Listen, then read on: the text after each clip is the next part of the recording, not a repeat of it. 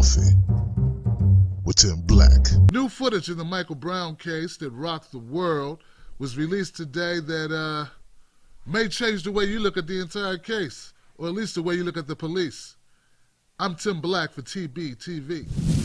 What if I told you I had evidence that Michael Brown had not performed a strong-arm robbery the day he was shot by Darren Wilson, but that there was footage that showed that Michael Brown had came back simply to the convenience store to pick up his property from an earlier drug transaction where he gave the store clerk some weed for some cigars. That's exactly what I'm telling you, and that's exactly what I've seen in the film. The convenience store in question says they dispute the claims that they had any type of understanding with Michael Brown and that they were given weed in exchange for cigarillos, though in the video you can clearly see Michael Brown give him a baggie. Somebody looks up the baggie and smells it, and then they give him some cigarillos. They put the cigarillos in a bag, and then the bag is put behind the counter.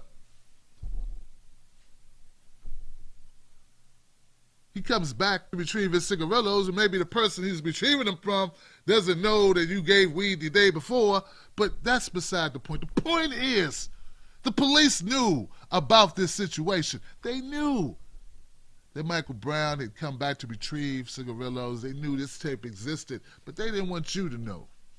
Now, you being of sound mind and body, an intelligent individual, not a bigot, not a racist, you just wanting the truth, wouldn't you have liked to know that he, if there was proof, that maybe Michael Brown wasn't a strong arm robber?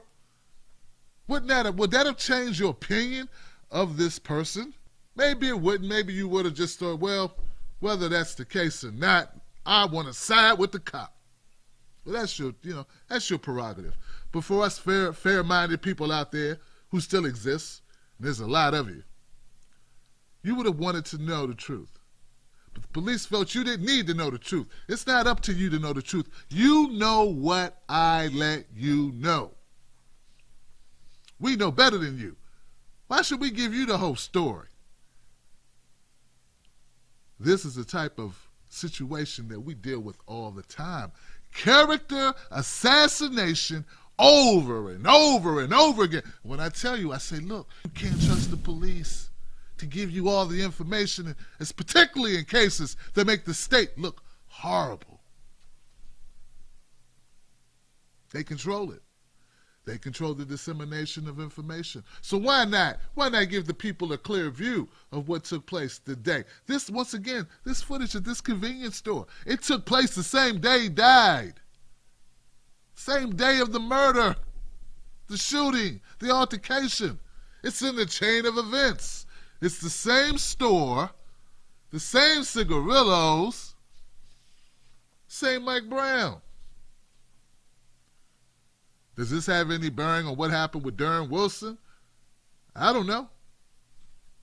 I don't know. This does not speak to the Darren Wilson altercation, but it does speak to, if you can't trust the police to release information, video footage previously that occurred in the same timeline of the entire situation that led to riots that lasted days, well, man, how can we believe them in any other way, shape, or form?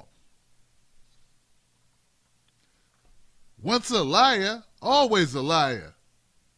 Right? Folks, let me know what you think in the comments section. Is this germane to the issue? I hope you believe that it matters that you were not told the truth. Heck, we were talking about this story at water coolers, in the barbershops, in the laundry rooms all across America, and we didn't even have all the information because they didn't want you to have it. I'm Tim Black for TBTV. Till we talk again, hashtag stay strong, stand tall, and like I always say, don't you let nobody take your cornbread.